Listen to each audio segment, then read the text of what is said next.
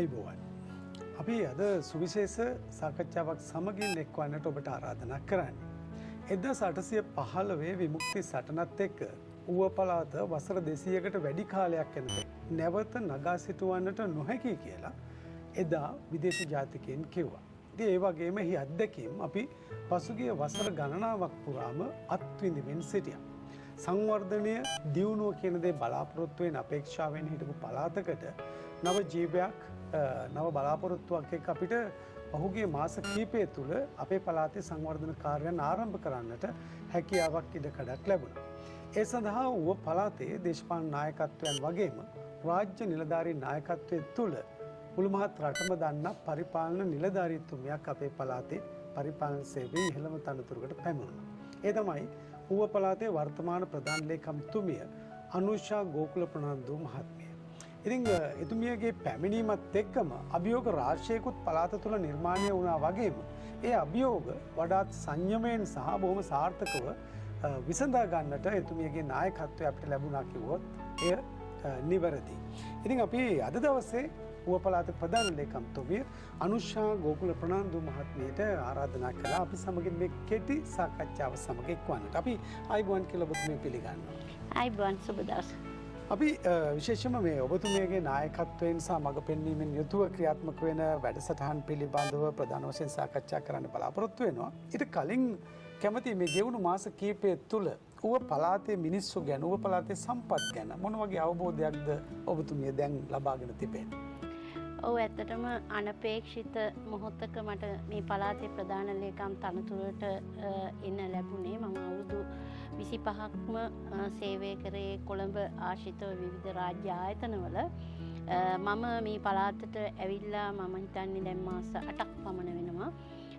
ඒ කාලය තුළ විශේෂයෙන්ම දේශපාලන අධිකාරිය අපේ ගරු ආණ්ඩුකාරතුමා ඒ වගේම මගේ නිලධාරීන් ප්‍රදේශයේ ජනතාව මේ සියලු දෙනා එක්ක මම සතුටෙන් වැඩ කරන්නේ. ඒක අතිශයෝක්තියක් නෙමෙයි, සතුටෙන් වැඩ කරන්නේ. ඒකට හේතු ගණනාවක් තියෙනවා.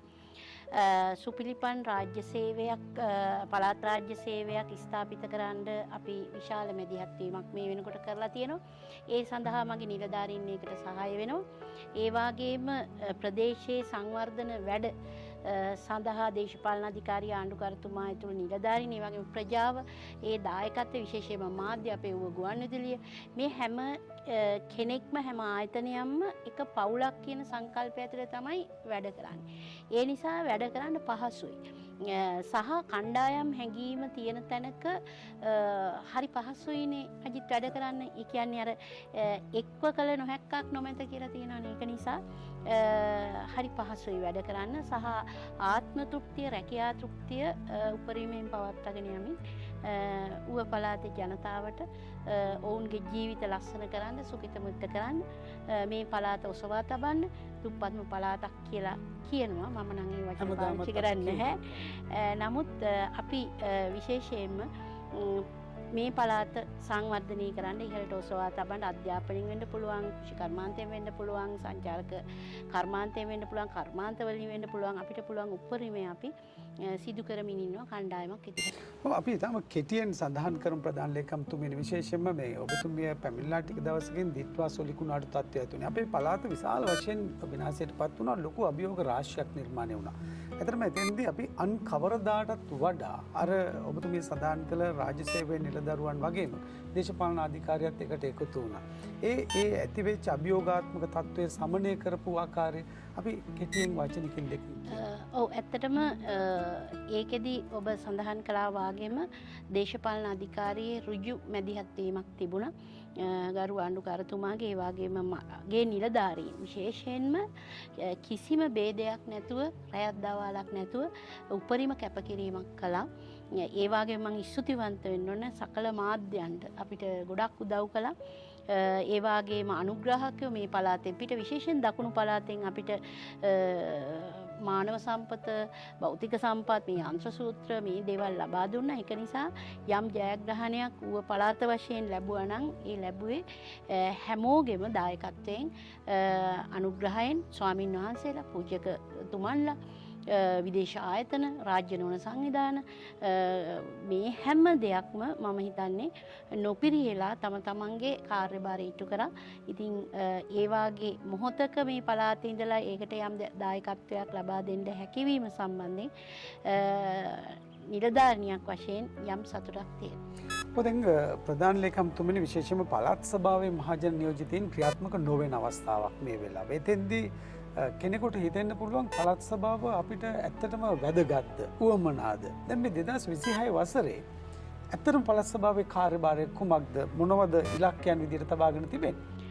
ඔව් ඇත්තටම පළාත් සභාව 2019 සිට ක්‍රියාත්මක නොවුනත් එහි බලතල ඒ පළාත්වල ගරු ආණ්ඩුකාරතුමන්ලා වෙත පැවරලා තියෙනවා. ඒ වගේම දිස්ත්‍රික් සංවර්ධන කමිටුවල සභාපතිතුමන්ලා ඍජු මැදිහත් වීමක් දක්වනවා.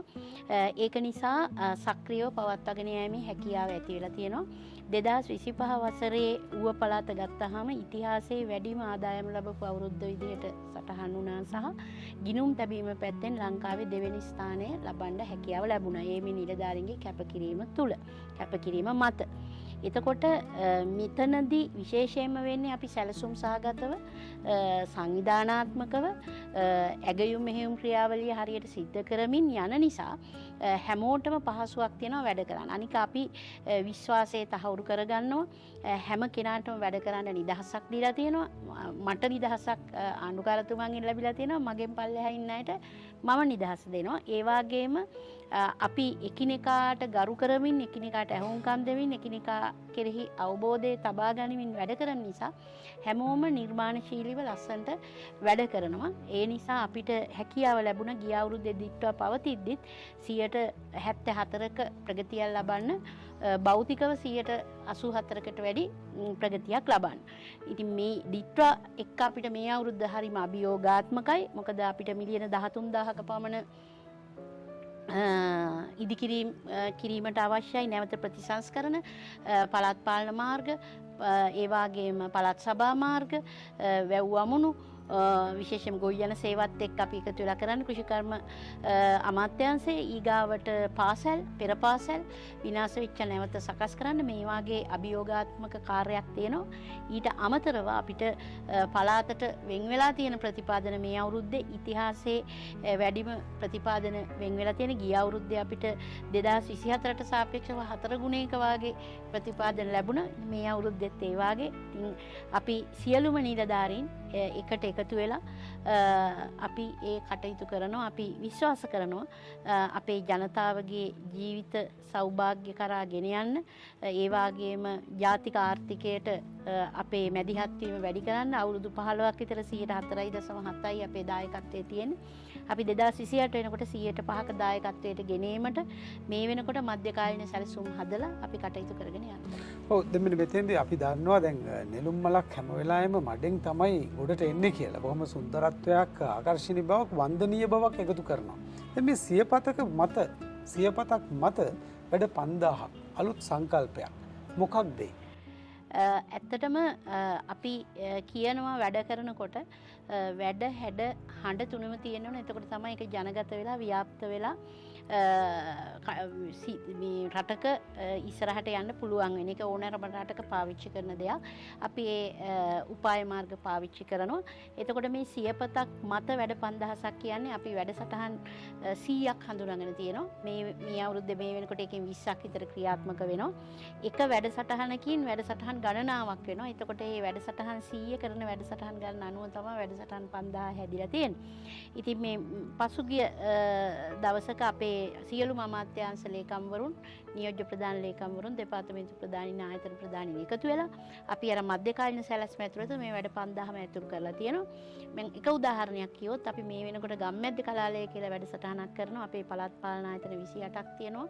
බදුල්ල සහ මොණරාගල දිස්ත්‍රික්ක දෙකේ. ඒකේ කරන්නේ හැම මාසෙම අන්තිම සතියේ සිකුරාදාට ගම දේශපාලන අධිකාරී නිලධාරීන් එකතු වෙලා ගමේ තියෙන ප්‍රශ්න මොනවද කියලා කතා කරගෙන මේ වගේ විසඳුම් ක්‍රියාවලියකට යන්නේක සහ පළාත් සභාවෙන් විෂයන් 46කින් සේවාවන් සැපේනවා. අධ්‍යාපනය වෙන්න පුළුවන්, කෘෂිකර්මාන්තය වෙන්න පුළුවන්, සංචාරක ව්‍යාපාර, කර්මාන්ත, සමාජ සේවා, පරිවාස මේ වාගේ අපේ ආයතන වලින් සිද්ධ වෙන සේවාවන් ගැන ජනතාව දැනුවත් කරන ෆන් ෆ්‍රයිඩේ කියන හැම මාසෙම අන්තිම සතියේ සිකුරාදා හවසට පැය 3ක් විතර කරන වැඩසටහන. ඒ වැඩසටහන අපි මේ අවුරුද්දේ මාස 10ක කරනවා. එතකොට පළාත් පාලන ආයතන 28ක්නේ. ප්‍රාදේශීය සභා, නගර සභා, මහනගර සභා. එතකොට 28 ඒවා 10ක් 280ක්. අන්න ඒ වාගේ එක වැඩසටහනකින් වැඩසටහන් වර්ග ඇවිල්ලා තමයි අර 5000 හැදෙන්නේ. ඉතින් එකපාරට කියපුවාම වැඩ 5000 කියලා නිකන් තිගැස්මක් වගේ ඇති වුණාට අපි සංවිධානගත වුණාම කරන්න පුළුවන්. මොකද පළාත් සභාවේ 35000ක කාර්ය මණ්ඩලයක් ඉන්නවා. ඉතින් 35000 කියන්නේ මොකද්ද කරන්න බැරි? දැන් ඒකම ප්‍රධාන ලේකම්තුමියන් විශේෂයෙන්ම දැන් අපි ඔබතුමියගේ පැමිණීමත් එක්ක දුටු දෙයක් තමයි දැන් පළාත් සභාව විදියට අපි හැමදාම පාරවල්, බෝකෝ, ගොඩනැගිලි මේ දේවල් හදනවා දුටුවා. ගම්වල මිනිස්සු දැක්ක ප්‍රජාශාලාව ඉදි වෙනවා, පාසලේ ගොඩනැගිලි හදනවා. හැබැයි ඊට එහා ගිය අර ආකල්පමය ශක්තියින් වර්ධනය කරන්න සුවිශේෂ මැදිහත් වීමක්, දායකත්වයක් තමන්ගේ නිලධාරීන්ට මඟ පෙන්වීමක් ලබා දෙනවා ඔබතුමිය ඒ කාර්යයන් කරනවා අපි දැක්කා. ඇත්තටම අර සංවර්ධනය කියන කාර්යයේදී ගොඩනැගිලි සහ භෞතික දේවල් වලට එහා ගිය මානවීය ගුණයන් පිරිච්ච මිනිසුන් නිර්මාණය කිරීම වඩා වැදගත් කියන තැනක ඔබ ඉන්නවා කියලා අපි දුටුවා. ඒ ගැනත් අපි අදහසක් කියමු. ඔව් දැන් ඇත්තටම මහතීර් මොහොමඩ් රට ගොඩනැගීමේදී විශ්වාස කරපු දැවැන්තම දේ තමයි මානව සම්පත කියන එක. අපිට භෞතික සම්පත්, මූල්‍ය සම්පත්, නීතිය මේ වාගේ සම්පත් ගොඩක් තියෙනවානේ. හැබැයි මොන සම්පතටත් වැඩි එහෙනෙන් තියෙන මානව සම්පත. එතකොට මගේ කාර්ය මණ්ඩල විශේෂයෙන්ම සතුටෙන් ඉන්න ඕනේ, නිදහසෙන් වැඩ කරන්න ඕනේ. එතකොට තමයි උපරිම ඵලදායීතාවයකින් වැඩ කරන්න පුළුවන්. ඒක නිසා ඒ වෙනුවෙන් අපි ඇගයීම් ක්‍රම ඊගාවට ඒගොල්ලන්ගේ දක්ෂතා එලි දක්වන්න ඌ ආර්ට් ටැලන්ට් වගේ වැඩසටහන්, ක්‍රීඩා තරඟාවලි, ඒ වගේම මාසික දේශන විවිධ දේවල් අපි සැලසුම් කරලා තියෙනවා. ඒ වගේම ඇගයීම් ක්‍රම නිලධාරීන්ට ඒවත් එක්ක ඔවුන්ගේ සේවයට ආදරය කරලා ඒ සේවය ආදරෙන් කරන්න පුළුවන් පරිසරයක් අපි ගොඩනගාගෙන යනවා. ඒ වගේම සුපිලිබන් පළාතක් ඇති කරන්න අපි zero corruption concept එක ඒ සංකල්පයේ පළාතට ගෙනල්ලා තියෙනවා. ඉතින් අපි විශ්වාස කරනවා මේ අවුරුද්දේ දෙසැම්බර් 31 වෙනිදා වෙනකොට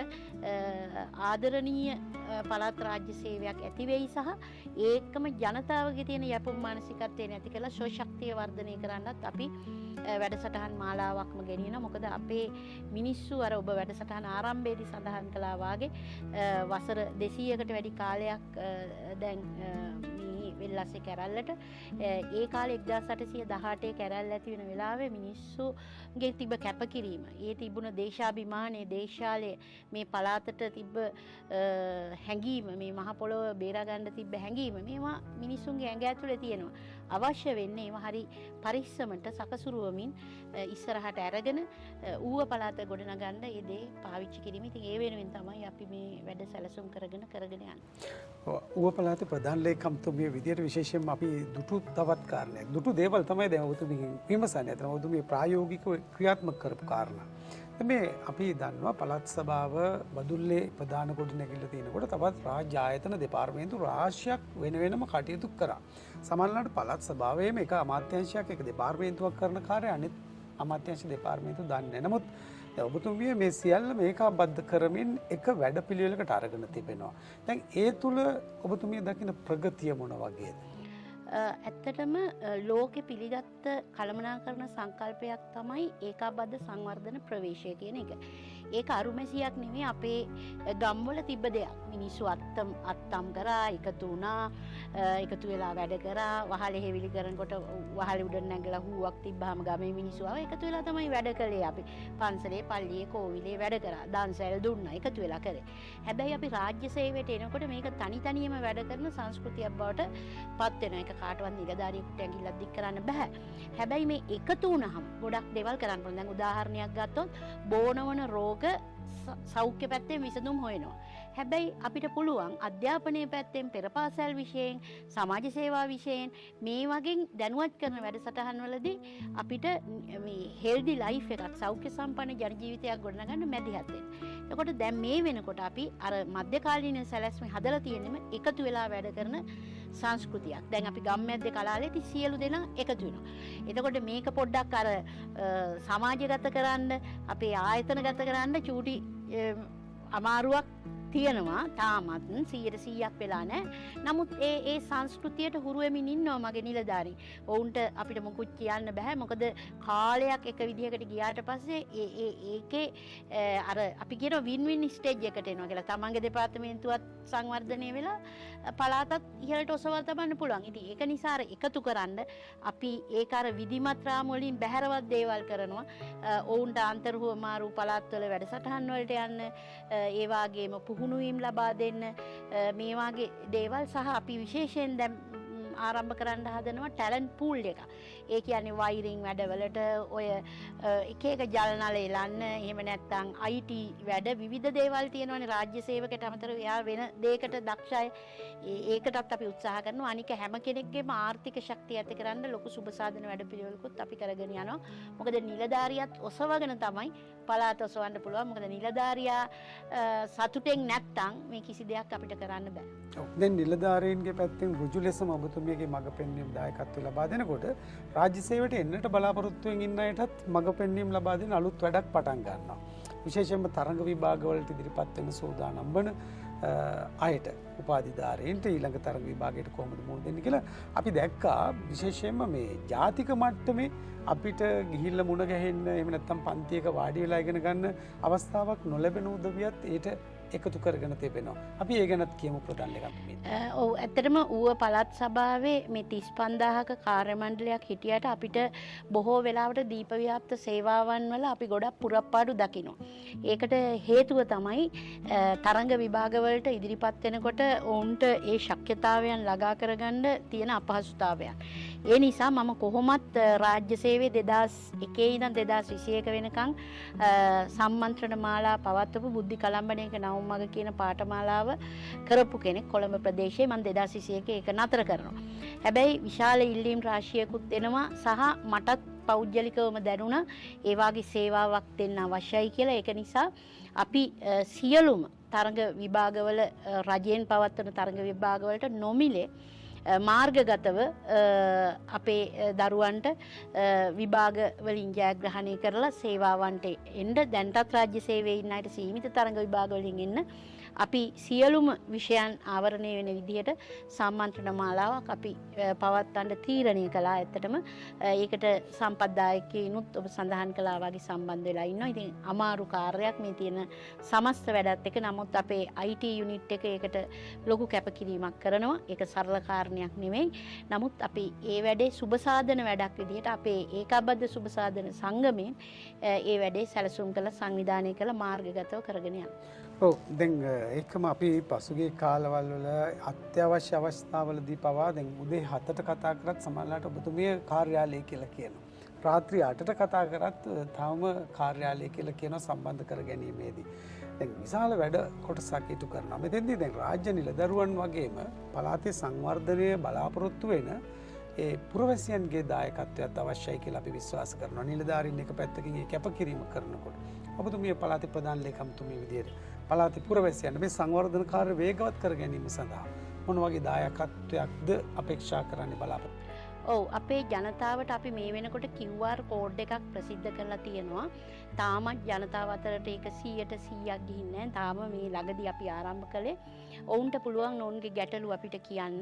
ඒ තරුණ දරුවෝ මේකට මැදිහත් වෙලා සමහරට වැඩිහිටියන්ට මේ සාක්ෂරතාවයේ සමහර විට අඩු ඇති. එතකොට ඔවුන්ට පුළුවන් ඔවුන්ගේ ගැටලු කියන්න. ඊගාවට අර ගම්මැද්දේ කලාලය කියන වැඩසටහනේදී පුළුවන්. ඊට අමතරව අපේ පළාත් පාලන ආයතන වලට ගිහින් අපේ ආයතන වලට ගිහින් කියන්න පුළුවන්. යම් කිසි අල්ලස් දූෂණ වංචා හානි පාඩු කොහේ හරි සිද්ධ වෙනවා නම් ඒකට වෙනම QR කෝඩ් එකක් තියෙනවා. ඒකෙන් දැනුවත් කරන්න පුළුවන්. ඊට අමතරව අපි ඇවිල්ලා හම්බ වෙලා මේ දේ කරන්න පුළුවන්. හැබැයි මම විශ්වාස කරන්නේ මං හම්බෙන්න ජනතාව ගොඩක් එනවා නම් ඒකේ තේරුම පල්ලෙහා බිඳ වැටිලා කියන කාරණේ. මොකද පල්ලෙහාම ගැටලු විසඳෙනවා නම් මාව හම්බ වීමේ අවශ්‍යතාවයක් නැහැ. නමුත් අපි විවිධ මාර්ග තියලා තියෙනවා අපේ ජනතාවට මේ ප්‍රශ්න ඉදිරිපත් කරන්න, යෝජනා ඉදිරිපත් කරන්න. ඒක නිසා ඒකේ ප්‍රයෝජනීය ගන්න කියලා මං ඉල්ලනවා ආදරණීය පළාත් ජනතාවගෙන්. ඔබට පළාත් රාජ්‍ය සේවය ලං කරලා තියෙන්නේ.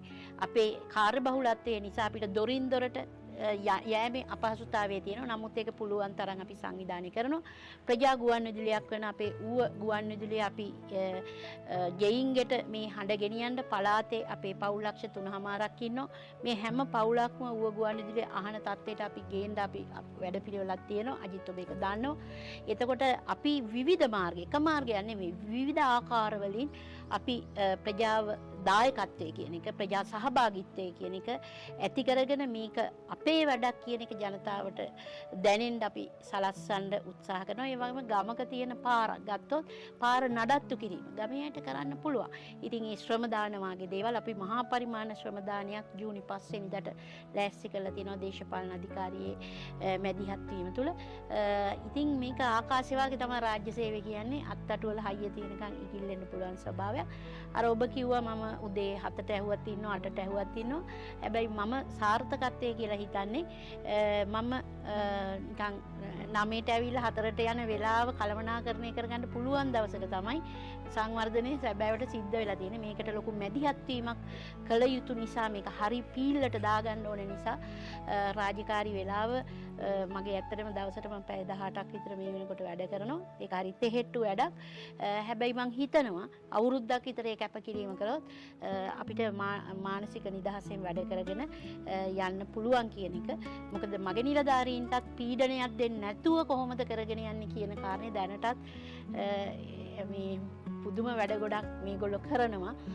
ඉතින් ඒක අපි කළමනාකරණය කරගැනීමෙන් මේ සංවර්ධනය කරා ගෙනියන්න තමයි අපි උත්සාහ කරන්නේ. ඉතින් හැමෝම එකතු කරගෙන තමයි අපි මේ ගමන යන්න සැලසුම් කරලා තියෙන්නේ. බොහොම ස්තුතියි ඔබතුමියට අපි සමගින් සම්බන්ධ වුණාට. ඌව පළාතේ ප්‍රධාන ලේකම්තුමිය අනුෂා ගෝකුල ප්‍රනාන්දු මැතිතුමිය සමගයි අපි මේ සාකච්ඡාව ඔබ වෙත ගෙනාවේ.